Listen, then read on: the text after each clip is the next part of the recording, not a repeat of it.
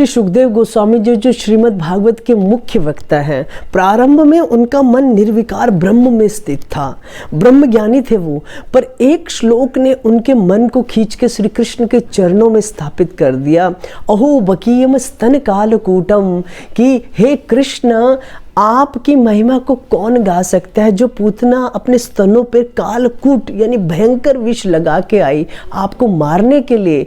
आपने उसकी दोनों इच्छाओं को पूरा किया, आपने उसके दूध भी पिया और उसको अपने गोलोक धाम में अपनी माँ की गति भी प्रदान कर दी। तो ऐसे दयालु कृष्ण को छोड़कर कोई कहाँ जाए।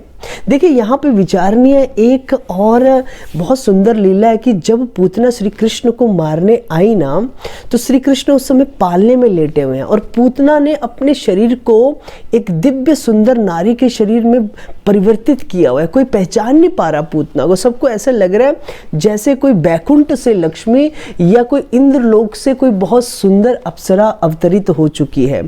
पूतना जब श्री कृष्ण की तरफ बढ़ रही है, श्री कृष्ण ने पूतना को देख के अपनी आंखें बंद कर ली। वो जो आंखें बंद की श्री कृष्ण ने, इसके पीछे बहुत से कथाकारों ने अपनी अपनी टीका लिखी है।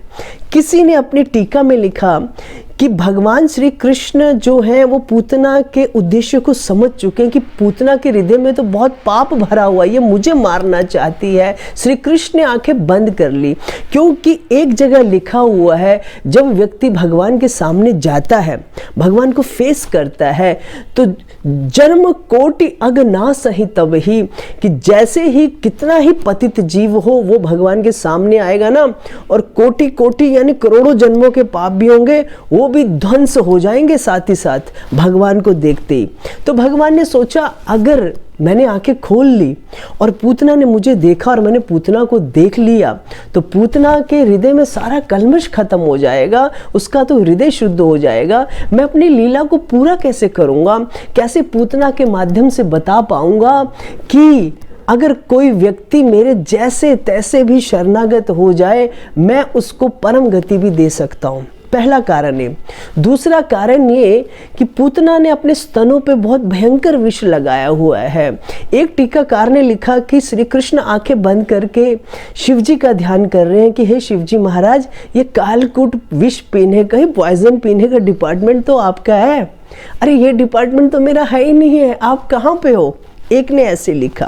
और तीसरी टीका में लिखा कि श्री कृष्ण जो है वो वेदों के निर्माता है, वेद नारायण साक्षात, जो वेद हैं वो नारायण से ही निकले हैं। वो भगवान कोई भी ऐसी क्रिया नहीं करते जिससे वेदों की मर्यादा भंग, वो स्त्री को कैसे मार सकते हैं, भगवान अवॉइड करना चाहते हैं। अगर ऐसा बोला जाए कि पूतना को देख के भगवान डर गए, तो ऐसा बोलना बिल्कुल गलत है, क्योंकि जिनकी केवल वक्र भ्रिकुटी से सागर सप्त उबलते देखा, यानी भगवान अपनी इन भ्रिकुटियों को टेढ़ा कर दे, सीधा भी गुस्से से ना देखे, अगर टेढ़ा करके भी समुद्र को देख ले, एक समुद्र नहीं 7 समुद्रों को भी देख ले, तो उनमें उफान पैदा हो जाए।